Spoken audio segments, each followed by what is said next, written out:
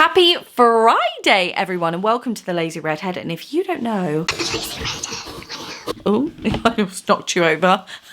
Today, we are going to look at a body of work that I've created throughout this whole turbulent and, quite frankly, uncomfortable, unhospitable, environmental situation. Those of you who are just like, oh my god, here she goes, she's gonna say it, she's gonna say it. You're right, I don't have a studio. I know. I said at the beginning when I packed away the bloody studio for us moving and that, I said to you then, I'll be interested to see the changes, those huge environmental maneuvers, you know, taking away my studio, throwing me out of the deep end, out of my comfort zone, essentially, how that is going to affect my practice, my ideas. And it has. The pieces that I've done, I'm going to show you everything I've created since not having a studio. Those pieces I wouldn't necessarily say are groundbreaking. I think they are. I think there's a few techniques in there that I wouldn't have normally used. So I'm quite excited about those. It's the thoughts and ideas and the approach after all of that. I'll be creating a lot more since then, but I just feel like I'm at a point where I'm able to sort of talk about it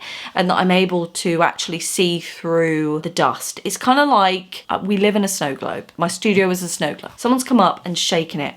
Namely, that person being me, and the fact that I decided to move just randomly one weekend. Can you believe it? In that shaking, I've been surrounded by a lot of debris, a lot of things, fogginess, not understanding, feeling quite overwhelmed, quite uninspired, quite uncomfortable and irritable, all that kind of stuff. The dust has started to settle now, and I'm starting to actually see the wood through the trees. In that, all of the work has helped me navigate through the fog, essentially, and we're out the other side with these amazing ideas and new ambitions. We've also applied for a project. I'm going to be cloak and daggers about that. The reason is because I want to do a whole separate video on it. We will know whether we've been granted that project in November, so we've got a while. I will be doing a full video. There'll also be a podcast episode for that as well, because I'm not alone in this project. I actually have help in the background who have been facilitating me,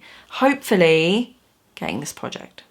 Cloak and daggers, guys, cloak and daggers, but more will be revealed. Now, if it weren't for me packing away the studio and being uncomfortable and feeling like I can't be bothered to get out of bed some days, I know, drama, and the body of work I'm about to show you, we wouldn't have the ideas and the ambition that we have today.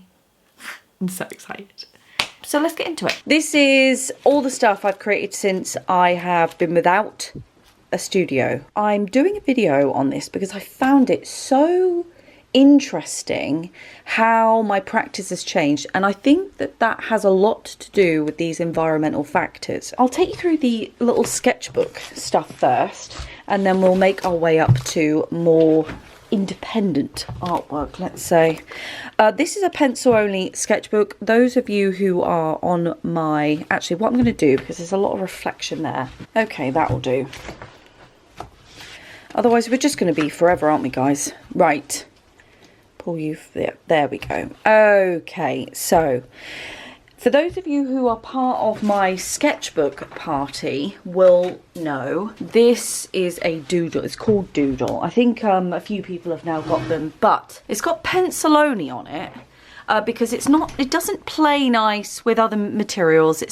It can be quite sucky, oddly enough, although the paper doesn't initially suggest that it would be. It's a bit of a smoke and mirrors sketchbook. Saying all the right words, but then, you know, it doesn't really deliver on its promises, much like a politician. So there are exceptions to every rule, and this exception is that it does okay with acrylic paint, because acrylic paint obviously sits on top of a surface. It doesn't necessarily seep into anything unless you obviously drown it. This is everything I've done since I've not had a studio space.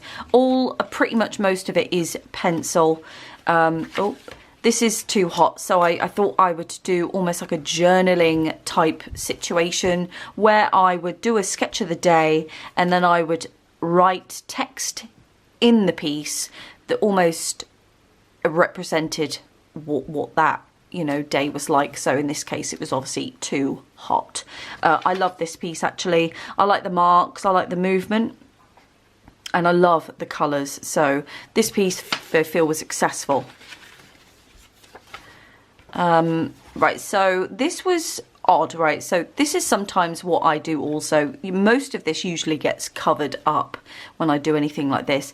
This is me just swatching out different colours, trying to figure out, just make decisions. I'm not doing anything in particular, but I do quite often grab colour, grab pencil, whatever that material may be, and just start swatching. What that does is help me understand my palette a bit more. I feel like I'm being playful still. And this is where you'd find pages like this. Now, usually I cover these up. In this instance, I chose to keep it because it's part of a couple of exercises that I want to inject into my paid workshops, right? So this is a sort of thing that you might find in my sketchbook. You'll see more and more, but swatching whilst drawing. Browns and purples I thought was quite an interesting palette, not one that I would reach for. So I quite like to come up with palettes that challenge me. This one's called Ice Cream because I'm obsessed with Mr. Whippy ice cream. Right, so you'll see here, actually, I did put the ice cream van that turned then into a shop, that turned into a hut. Hated it, then put a tree on top. But I called it ice cream to remind me that it's something that I might want to revisit. Now, I don't usually put but very rarely really put buildings, figures, anything like that into my landscapes. I like them to be quite desolate. I like them to be, I like all human intervention to be completely avoided. I don't like signs of life, let's say. That sounds really bad. Yeah, okay, I don't like signs of life. What do you want from me? So, but I will consider injecting some things that make me happy, and certainly an ice cream van will absolutely do that. So this one's lovely. I was having quite an emotional day, I feel, and I wanted to try and come up with new shapes of trees. I do find that my tree shapes can be fairly repetitive. So to avoid that, I decided to force myself to consider other shapes, compositions. I loved this one, the way that they're kind of almost like leaning in towards a central part to like a vanishing point. And I called this one Lean On Me. I thought that was quite nice. So I would do more things like this, I think. Again, I think this was the same day. I was still trying to come up with different colours, compositions, textures. Sometimes I do that where I'll just start, you know, going, right, let's get out of the loop. Let's break it. Do you know what I mean?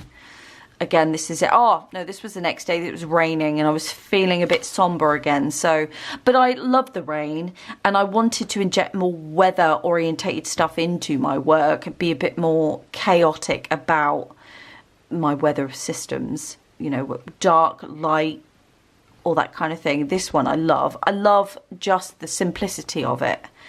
I just really enjoy this bit. I also love the palette of this piece. There's something cool and warm about it. Oh, I don't know. Can't put my finger on it, but it's delicious.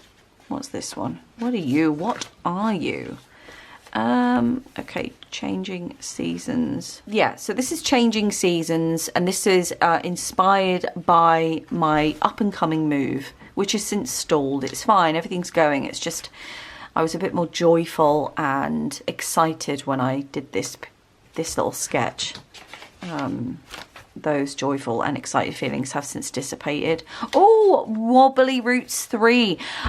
An artist had done a drawing of a tree amongst a whole one, and it was absolutely awesome, and I found that just so intriguing. So I decided to copy the composition and the textures of the tree. It wasn't in purple. I just loved the contrast of the mint green and that purple. Yeah, that's nice. Love, love, love. What's this? Oh, you'll have seen these in my, you know, sketching my home video. So hang on, I think I've got a couple in here. Oh, it's just, I think there's just one. Yeah, there's just one of the sketches in there. This was me doing that palette thing again. Remember I said a moment ago, where are you, silly tart? Where are you? Don't hide from me. Don't be rude. Here we go. Yeah, so similar to this idea, we've now moved on. We've now increased our playfulness in that regard. The same concept, picking up colours and just putting them down, but this time I used a different technique. I decided to use a different texture, did a bit of blending, you know, see what happened. Doodling, that's all it is. These beautiful pieces of art are from a friend of mine, Amelia, and this is what she did with a limited palette, and I bloody love it.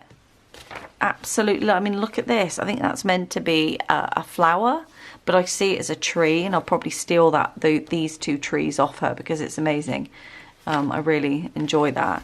This is a map, although you may not see the map. This is a world, a planet. This is the Candy Planet. I think it was the Candy Planet. Well, this is the map. You can see there she is, and you know, it's all hidden. Cloak and daggers, guys. Cloak and daggers. I think that's it from this sketchbook. Yes. Yes, it is. Notes and stuff. Yeah. So that's this sketchbook. Ranger. Oh, okay. Let's see what we've got. We need to get to a point where, you know, we know what we're doing. Nope. Oh, my word. Oh, hang on a minute. Oh, that's delicious, that one. But that's not where we start. Oh, this... No. Did we do that? See, the thing is, right, I've gotten out of the habit of actually entitling. I don't know when I did these, but I know that they were the first inky ones that I did without the studio, and I think it was just after I sort of set everything up nice as I could. Oh, it's just so nice. I love ink so much. I just find it so beautiful. This was actually meant to be a ground, but I loved it so much I couldn't bear to put anything on top of it. So I've kept it like that. Plus it acts like really great notes for potential other grounds on more substantial pieces. Yeah, so this was obviously the video you've not long seen of me sketching my home. This was also included in that. Bit at the inside, my drying rack. Love that, still love that. But a few people have said how random that was. I'm still yet to work on top of this. In fact, this I did make the creation of this a short, and someone had commented WTF, which made me giggle, because I had put this as a ground, and with the intention of obviously working in and refining it a bit more, but I haven't got round to it. I probably won't. It's probably one of those things where I just leave it as it is. I probably will now because it comes with that little anecdote. Thumbnails. I'll be doing a lot more thumbnails, compositional thumbnails. I'm going to be doing some videos on the Sketchbook Party and Patreon probably, but I will do like a really short intro on YouTube because I think they're quite an interesting and useful tool, useful practice to get into, certainly with your colours and making it monochrome. I find it very... I do find it useful. I don't do it enough, I'll be perfectly honest. That was, yeah. This is a sketch from a vlog. I don't know whether you're going to get the vlog before or after seeing this video. I think that's it in there. Yep, that's that in there. There's only one in the big A3. Yeah, it's only one, and it's this bad boy. This was one I did on, I think it might have been, this would have been on either Patreon or the Sketchbook Party. I can't remember now, but one of them was the one received the creating of this, which leads me beautifully onto my, oh, silly tart, onto bigger works. So here's one of the bigger works. This again was created with patrons, I think. I'm sure it was patrons. Yeah, it was patrons. As part of a testing. I'm obviously going to be doing some workshops soon that people can purchase. well, hope not to say soon, but next year probably now. But in order to make it the best thing ever, I have decided to do sort of testing videos, test pilots for patrons who can kind of get like voting privileges and stuff on whether they like the concepts or not. So this was part of that exercise. You'll have seen this folder on my recent video, my new plein air kit. This is working out brilliantly, actually. Really, really brilliantly. In no particular order, I'm going to take you through these. Oh my God, look at it, joy. Some of them you'll have already seen, and some of them you wouldn't have done. And do you know what? My memory is so bad. I wouldn't be able to tell you, unfortunately, which of those it is. Right, so what I'm going to do is I'm going to flip this round. Got this little sketch. I'm probably going to use this as a ground. I'm going to go over it. It was just a quick kind of thing that I did outside in my garden. Move this like that. This one, what was this one? Why did I do this one? Do you know, I cannot remember. And I don't know. It's on a much thinner paper. Some of these are on very thin paper, but yeah. Why did I make you? Oh, this was a workshop for a video called Blur the Lines, and it was a floral workshop, believe it or not. These were created. Look at it, so cute. Oh, look at him. Oh, it's so funny. I love them. Look at their little legs. These were created at one of the, I think it wasn't an art hang, but it was something equivalent that Debbie Draws Funny and Melissa Martin had created together. It was like an art, it was like a Discord thing. We all got together, and there were other people there, and there was like weird and wonderful animals and stuff. But what was great for me is this was the day I literally just filmed my new plein air kit. And so I decided to use that kit to create these animals, these weird, crazy animals. Oh, but it was fun. It's not something I usually do, as you well know, but I think in terms of my illustrating the book and stuff, it was actually a really good exercise. And I know that my husband, he did say that he wants to make, what did he say? When he wanted to make him and potentially him into like a short story, like their little adventures. I just think they would be, he said he thinks they would be good friends, you know, and the owl, you know. So I think that's quite good. What are these? Oh, these are grounds, actually. Oh, they were from my garden video. I think I did a video not long ago. Oh, I love these. And again, these are all grounds. You know, these are pieces that I intend on working on top of. I haven't worked on top of these, and I think it's because I love them so much. There's something so simple yet so yummy about them that I can't really bear to touch them yet, so I won't. Okay, a ground. Yeah, this is a ground. Okay, now we're getting into all of these ones. Now, are they all upside down yet? So let me pull them round like so. This is oil pastel and ink, and I really do, a lot of these pieces I love. I don't so much like this one. This was just me having a play. It's on cheap paper. A hole went straight through it, but I put a bit of glitter tape to show that could potentially be glittery, but it's just trash, really. It's nothing major. This is probably one of my favorite ones out of this pile. I absolutely love this. Beautiful. Yeah, this is nice actually as well. Oh, the colours in that. I haven't seen these for a while. I like to always do reveals like this when I haven't seen this stuff in a while, because I find it like a little surprise for me. Oh, Sorry about the loud crackly noise. Okay, come on. You can do this, Lucy. You can do it. You're a professional. Okay. This again is caked in oil.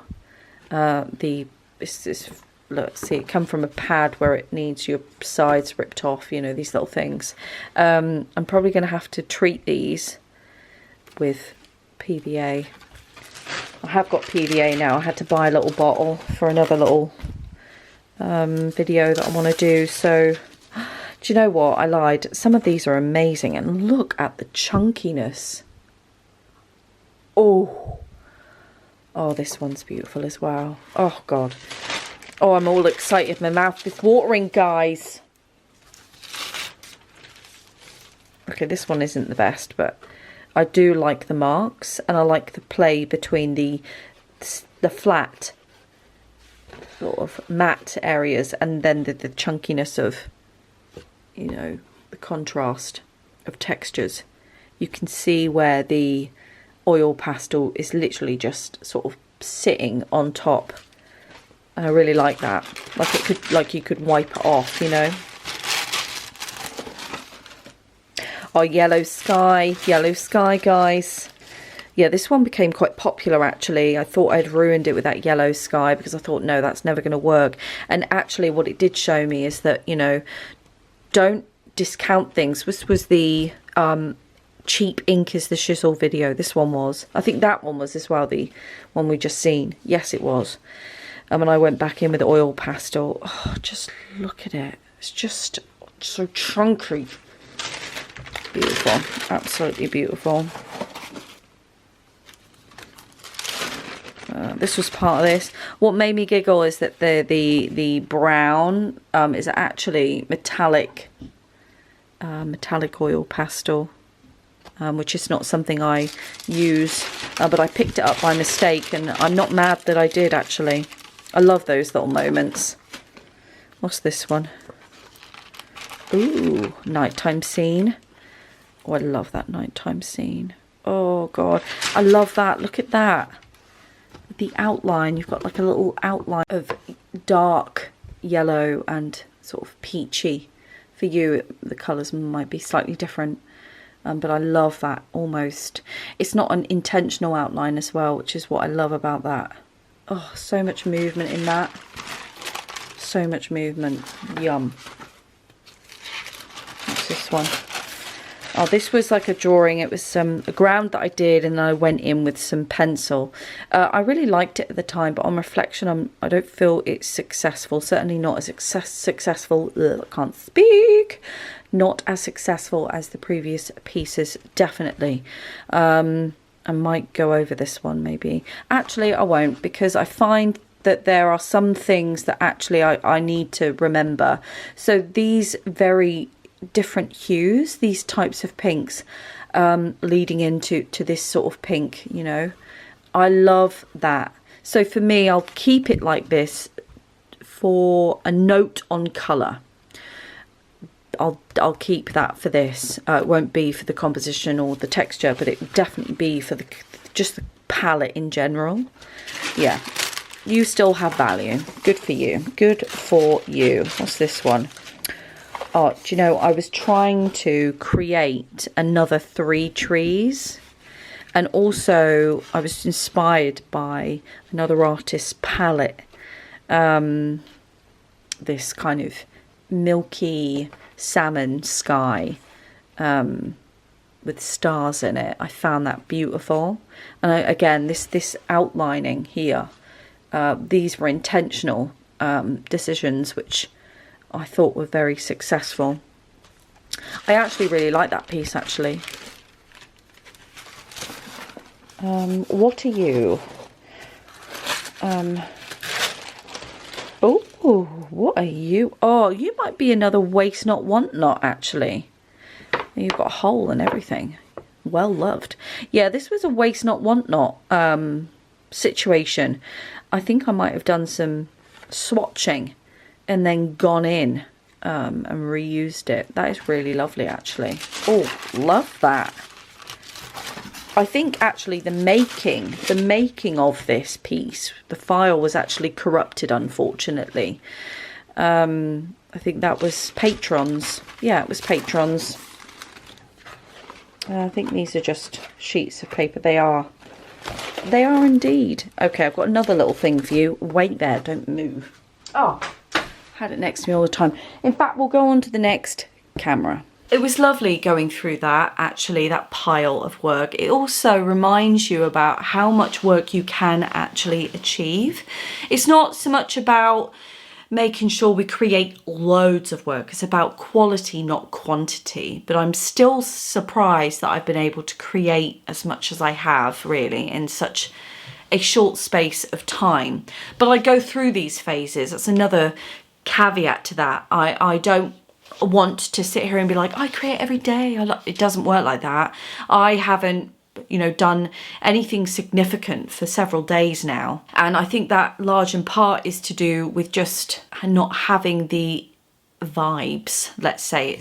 And if I do, it's very fleeting. So I'll maybe make some notes or create a ground, or maybe look at some palette stuff, maybe come up with a new palette. So I still tinker in the background, but I don't create or paint or sketch every day. It's just not me. I've met lots of artists that need to and do, and I always used to feel very guilty about the fact that I mustn't be an artist, or I mustn't be a good artist because I don't paint or need to paint or draw every day. It just doesn't work like that. We all have our own stuff. I can't do that. I need to feel it.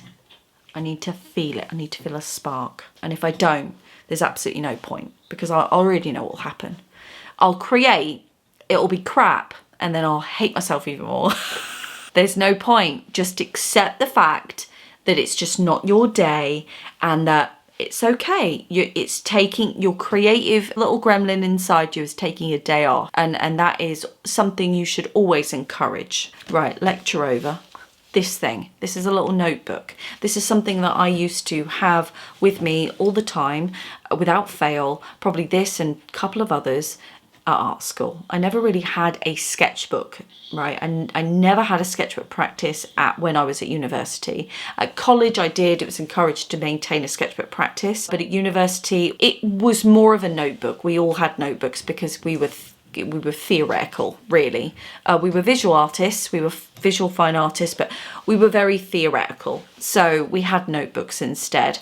I've now got one back for the project. I've got a project obviously on the go. I won't find out whether we're going ahead with the project until November, but the prep work has to start irrespective of that. And I think it's also been extremely helpful to hone in on personal themes or creative themes I want to concentrate on. If I get it, it will be a 12-month, year-long project, and it is basically to develop my practice as an artist without the need or the constraints of commercialism, so I can be as buck wild as I want, because it's not for the intention of making money. Now, I don't necessarily create like that now, but in order for me to be a bit more risque, I do need to consider several factors. One, commercialism, obviously. That could be both from a selling / print viability point of view, but also videos such as this one. Okay, I have to consider that. So in that regard, I need to be able to film it, I need to be able to sell it, if that's either as a print or as an original. So this is something else. So this is a lot of work that I've been doing since without having a studio has been in here. And in here is like notes discussing art themes, breaking it down, coming up with different concepts, things to consider, like why I'm so obsessed with glitter. I have since found out from my support today, I'm being supported on this project, by the way, by an amazing person called Lydia Heath. She has been with me for many years, over 10 years actually, on and off. We've done a lot of projects, a lot of work. She will be joining me on a podcast, although I haven't actually broken the news to her. I very much doubt she watches my channel anyway, because she's way too busy. She's actually traveling the world. I think she might be in Australia. Words getting away from me. Australia at the moment. So I doubt she'll see this, but she'll be up for it. She's cool. And I had asked her this morning, why am I so obsessed with glitter? She said it's actually a trait with neurodivergence to have an obsession with glitter. Now, I've still got to have the assessments. I haven't necessarily been formally diagnosed with anything, but it's just such an interesting concept. No one's going to be surprised if someone turns around and says, Elise, I'm afraid you have ADHD. I'll be like, yeah, no one's surprised. Who's surprised? I'm not surprised. And everyone I've told is not surprised either. So apparently glitter is a stimuli. You know how neurodivergents have this tendency to it's called stimming or stim, where they will, like, I'm literally doing it now, where you shake your leg, like move your foot, rock. I rock to sleep. My body literally full on rocks. Another reason why me and my husband don't share the same bed. We have separate bedrooms. I know, because I'm just like, Good night. but glitter is part of that. Apparently it's a visual stimuli that has the ability to refocus and calm someone with neurodivergence. Can you believe that? I only found that out today. I find that so bloody interesting. I've written that down, so it's like literally nothing then notes, nothing then knows. In the past, what I've done, and you'll see, is I've oversaturated the page where all the information just becomes unreadable and it's very hard to navigate. So what I decided to do then was, I mean, you've got little drawings here, little thumbnails with the potential palette as well. Those are really important. You've got little ones here, different ideas and things. So this is another way I use a sketchbook, but it is very much a notebook. It's a practice we used to most art students used to have, where less about drawing out their ideas. You'd do thumbnails, palettes, things like that, but you would have copious amounts of notes, and you'd have to, because you'd be in and out of lecture halls all the time, being told lots of information about lots of different things. So your note-taking ability had to be spot on. Artists, so I've got Jean Krill, abstract landscape painter, Lewis Crimmins, collage and painter, and there was a piece called In the Distance. So, you know, different things like that. I mean, what's this? Untraditional surfaces. So I've got a list of them. More glitter. So artists who also work in glitter. You know, just to get different perspectives, different ways of using that material. So this brings me on to how then has the work that I've just created, have I got to this point where I'm considering all these different types of processes and mediums and materials? What's happened, I think, is because I haven't had my studio, I've been thrown out of my comfort zone. And what that's done is take away my environment that I associate with one way or a few ways of working. I'm completely out my comfort zone. What that's done is made me find other ways of working that fits in with my current environment. One of the things that I'm exploring at the moment is collage. Now, I've always loved collage as an idea, as a concept. And also as a process. The process of ripping and sticking is very nostalgic to me. There's something quite childish and childlike about that. I've always loved the fine line between crafting and fine art. I love crafting because of its ability to, I mean, there's so much history with crafting, isn't there? Certainly with females, you know, with knitting groups and, you know, homemaking. There's so much history within each country when it comes to a craft. There's certain countries are renowned for specific crafts, and it's seen as a dying art, you know, a crafting in general. Oh, I just find it so beautiful. The processes, it's very methodical when you do a craft because there's instructions, and, you know, it takes a certain level of expertise with crafting. Obviously there is with fine art, and I get that. But that's why I love the trying to balance fine art using crafting techniques and materials. I think that's always why I've loved glitter. that for me is a beautiful conversation. I love trying to fuse those two worlds together, and many artists do extremely successfully. Most of the time, actually, I found it's textile art that really does like bash it out the park for me. You've got the crafting and the methodical techniques of creating and dealing with different fibers, and then you're putting them together in a way that's being shown in a gallery as fine art, and oh, I just love it. I've always personally had a struggle with collage. It's always been a love-hate relationship. I love it, it hates me. I can never seem to get the results that I want out of it. I roughly envisage an outcome. I can never seem to get it, and it always looks like, you know, crafting with the kiddies. But not in an intentional way, you know, not in an ironic way. It's very unintentional. I've tried something and it's gone completely the other way. I actually did a little tester with the sketchbook party just recently. I have a sketchbook that I have fallen out of love with, and I decided to rework some of the pages, but instead of just painting over them, I decided to use my newfound love of collage to deal with it. And it was the first time that I had done anything with collage, which was that day, and I absolutely enjoyed myself, and I did pull it off. Granted, rough around the edges, but I saw potential. There was potential. I'm starting to branch into more techniques, collage. I'll be using a lot of text, which was what you saw in the small sketchbook, the describing it as, where are you? Where are you, silly tart? Here's like ice cream, yeah. And you've got it, the text there. The text is just there. I'm going to be doing a lot more of that because I find that's very much akin to like journaling, scrapbooking type idea, but I need to do it in a way that sings fine art, that sings conceptual art, rather than that. So this project will inevitably allow me to explore these different techniques and concepts freely, so as not to feel that I have to maintain the status quo. I can be more experimental, a bit more installation, maybe sculptural. You don't know.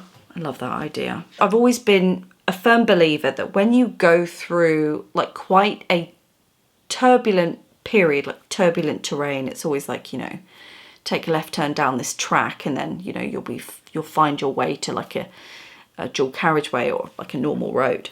The track itself is always very uncomfortable, turbulent. You're worried it's going to blow out your tyres and your suspension. It's going to be like that, and you think, oh my god, if I break down on this track, there's no getting out of it. It's a bloody nightmare. That's kind of how it's felt. I feel like now I'm on a main road now. I feel like all that was worth it. And I think we need to put ourselves in uncomfortable, difficult situations.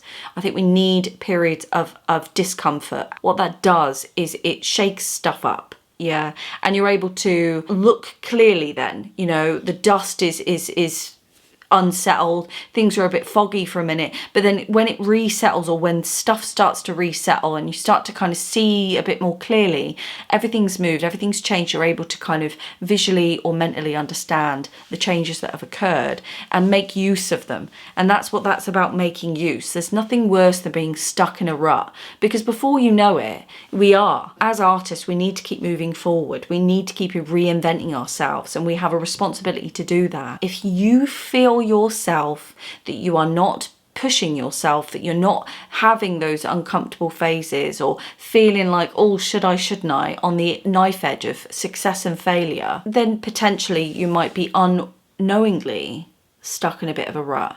It's always good to push yourself, experiment, and, you know, it could be so small as well, like working in maybe a different brush that you're not used to, experimenting with that, or a different color palette. So like I saw the purples and browns, that's a very uncomfortable color palette for me. I feel uncomfortable thinking about it, but because of my disdain towards it, I find that intriguing, and it kind of makes me want to work with it more, because I want to hack it. Do you know what I mean? I want to hack that and make it work, you know? Where I'm at now, conceptualizing and dealing with all the little ideas I've got going on in my head, collage, the use of maybe different fabrics, embroidery, that kind of thing. I wouldn't be thinking about all those techniques in a very real and realistic way. Certainly with a project I've applied for, none of this would have happened had it not been for me kind of taking myself out of the comfort zone. Granted, this has all happened because of an external factor, hasn't it? It's all happened because I decided I wanted to move house. We found our forever home. We couldn't pass the opportunity, and we decided... Excuse me, I'm talking. And we decided to just go ahead and move house just randomly one weekend. It wouldn't have happened had it not been for those external factors, you know, that I didn't just get rid of the studio, pack it up, and subsequently most of my art supplies because, I don't know, I felt like it. There was another reason, wasn't there? It was a catalyst. But having said that, on reflection, although I've been feeling very out of sorts, really uncomfortable, I feel like the dust is starting to settle. I can start to see it all now. I feel a bit more comfortable with it. Granted, if you ask me, what do you want my studio back right now? Like, get to the new house now, in your studio, and it's all kitted out and done. I'd be like, yes, please, dear Lord, let that be a reality. And then blinking it, I'm there. I would still do that. That's this week. All done. Done and dusted. Feel free to change it up. Wonderful things can and will happen, but it is not without sacrifice, and it can be uncomfortable. I'll speak to you soon.